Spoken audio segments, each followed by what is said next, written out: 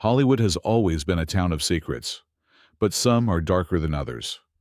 We're counting down the top 10 cases of secret satyriasis that classic Hollywood tried to hide.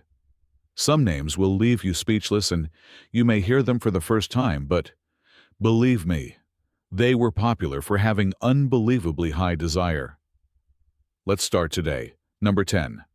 Warren Beatty.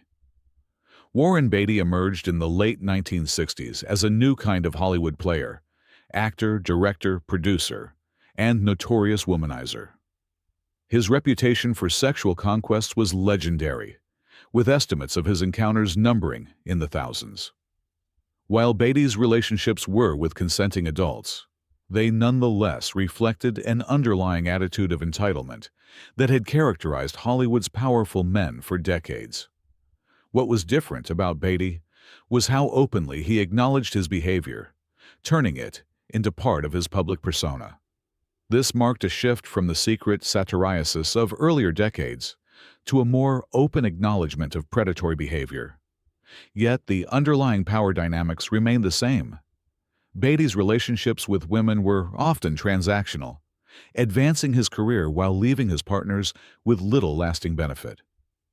His story illustrates how Hollywood's attitudes toward sexual behavior were evolving, but still fundamentally unequal. Number 9.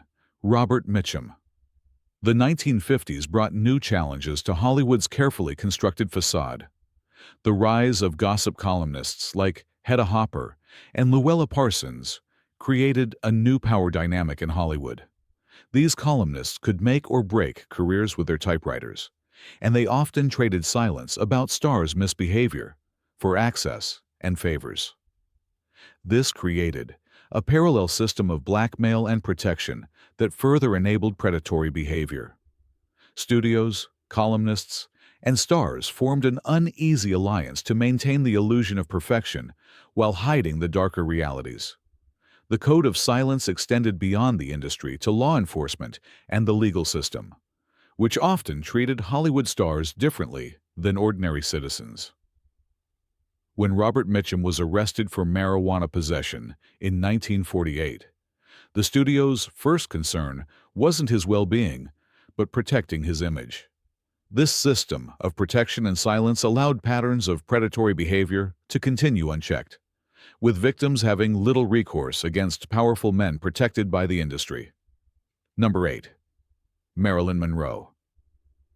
The casting couch phenomenon became more institutionalized in the 1950s and 60s. Young actresses arriving in Hollywood quickly learned that advancement often required sexual favors. Marilyn Monroe's early career was shaped by this reality. Her relationships with powerful men, including studio executives and agents, were transactional, designed to advance her career. What appeared to the public as romantic entanglements were often survival strategies in an industry that exploited young women's ambitions. Monroe's tragic trajectory, from ambitious newcomer to troubled star, reflected the cost of this system. Her relationships with powerful men like John F. Kennedy and his brother Robert weren't just affairs. They were extensions of the power dynamics that had shaped her entire career. The public fascination with Monroe's life and death often missed the underlying story of how Hollywood's predatory culture had exploited her vulnerability from the beginning. Her story wasn't unique. It was simply more visible than most. Number 7. Alfred Hitchcock. The 1960s brought cultural changes that began to challenge Hollywood's established power structures. The studio system was declining, and new voices were emerging in cinema. Yet the underlying patterns of exploitation persisted. Alfred Hitchcock's obsession with Tippi Hedren during their collaboration on The Birds and Marnie revealed how the industry's power dynamics had evolved, but not fundamentally changed. Hitchcock's behavior toward Hedren, ranging from controlling to outright harassment, was enabled by his status as a respected director. When Hedren rejected his advances, he reportedly subjected her to psychological torment during filming, including using real birds in attacks during The Birds that left her physically injured. Hitchcock's power over Hedren's career was absolute. He prevented her from working when she refused his advances. This wasn't just personal misconduct. It was an abuse of professional power that the industry tolerated because of Hitchcock's stature. The case revealed how Hollywood's patriarchal structures protected powerful men at the expense of women's careers and well-being. Number 6. Clark Gable. Clark Gable represented another facet of Hollywood's secret satyriasis. As the King of Hollywood, his masculine appeal was carefully crafted and marketed to audiences worldwide. His reputation as a womanizer was part of his public persona, but the reality was more disturbing.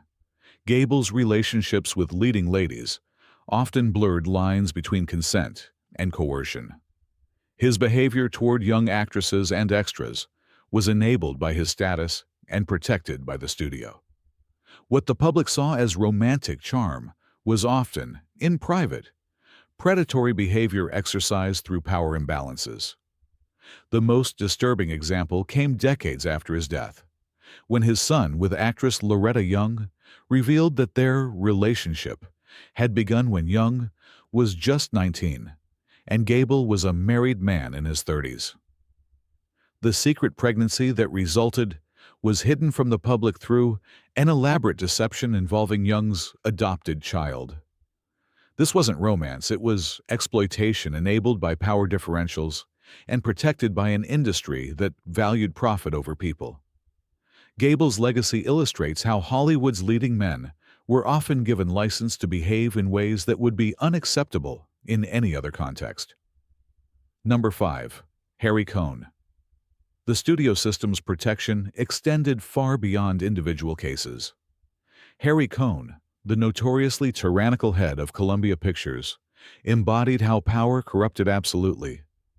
Cohn's reputation for sexual exploitation was an open secret within Hollywood circles.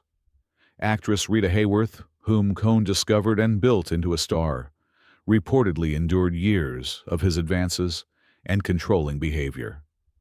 When she finally escaped her contract, Cohn's revenge was swift and petty. He refused to allow Columbia to loan her to other studios for what would have been her defining role in Casablanca. Cohn's power wasn't just professional. It was deeply personal and deeply damaging. Yet the industry protected him because he delivered profits. The message was clear: success excused predation. This institutional protection created an environment where powerful men could operate with impunity, knowing their positions insulated them from consequences. The glamour of Hollywood's golden age was built on such foundations of exploitation and silence. Number 4. Errol Flynn. Errol Flynn embodied the duality of Hollywood's golden age. On screen, he was the swashbuckling hero, charming, daring, irresistible. Off-screen, his appetite for young women was legendary, even among his notoriously libertine peers. Flynn's carefully cultivated image as a romantic adventurer masked a pattern of predatory behavior that would eventually become public knowledge. In 1942, he faced trial for statutory rape involving 2 underage girls, charges that could have destroyed his career.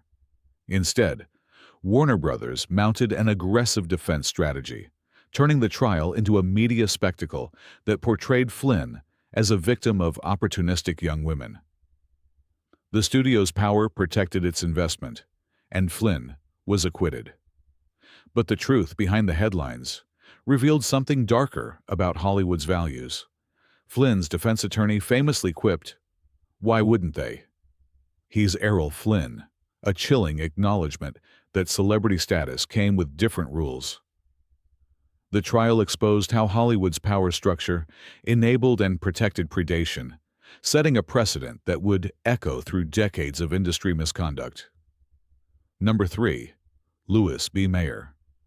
At the heart of this manufactured perfection was a man who projected a fatherly image while ruling with an iron fist, Louis B. Mayer. As the powerful head of Metro-Goldwyn-Mayer, Mayer was the chief architect of the studio system's most effective tool of control, the morality clause. This contract provision gave him and other moguls absolute authority over the private lives of their stars, dictating who they could marry, how they should behave, and what secrets they must bury to protect the studio's brand. Mayer's MGM was built on the promise of wholesome family entertainment, and he protected that brand at any cost, ruthlessly managing the lives of stars like Judy Garland. But while Mayer publicly enforced a strict moral code, the system he created fostered a culture of secrecy and exploitation. The very clauses designed to protect a star's image became weapons to silence victims and enable the predatory behavior of powerful men within the studio walls. The public saw glamour. Behind the scenes, Mayer's iron grip ensured that the price of a dream was often silence and submission. Number 2. Roman Polanski. The 1970s brought the rise of the new Hollywood, with directors like Francis Ford Coppola, Martin Scorsese, and Roman Polanski reshaping cinema. This new generation of filmmakers brought artistic innovation but also continued patterns of exploitation. Polanski's 1977 sexual assault case involving a 13-year-old girl became one of Hollywood's most infamous scandals. What began as a modeling session ended with Polanski drugging and assaulting the young girl. His subsequent flight from justice and continued career in Europe exposed how Hollywood's elite protected their own. Many in the industry defended Polanski, minimizing his crime and emphasizing his artistic contributions.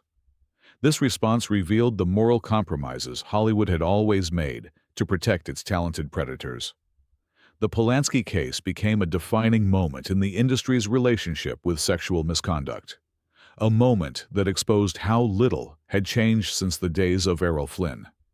The industry's willingness to protect a fugitive from justice demonstrated the enduring power of celebrity to override moral considerations. Number 1. Harvey Weinstein.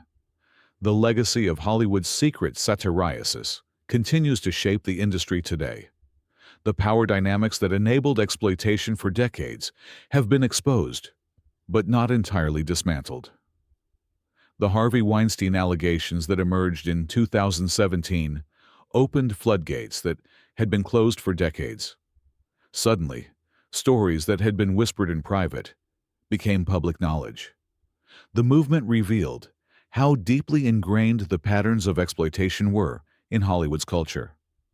What had been dismissed as the way things are was finally exposed as systematic abuse of power.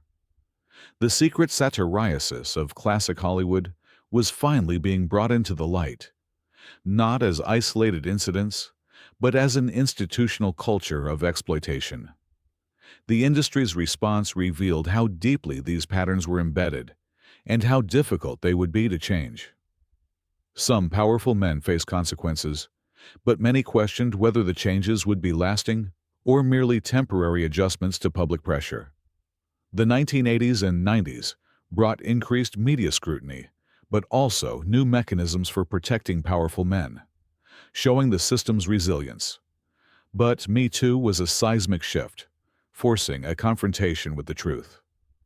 Hollywood's secret satyriasis wasn't just about individual misconduct. It was about an industry culture that prioritized profit and power over people. Understanding this history is essential to creating meaningful change.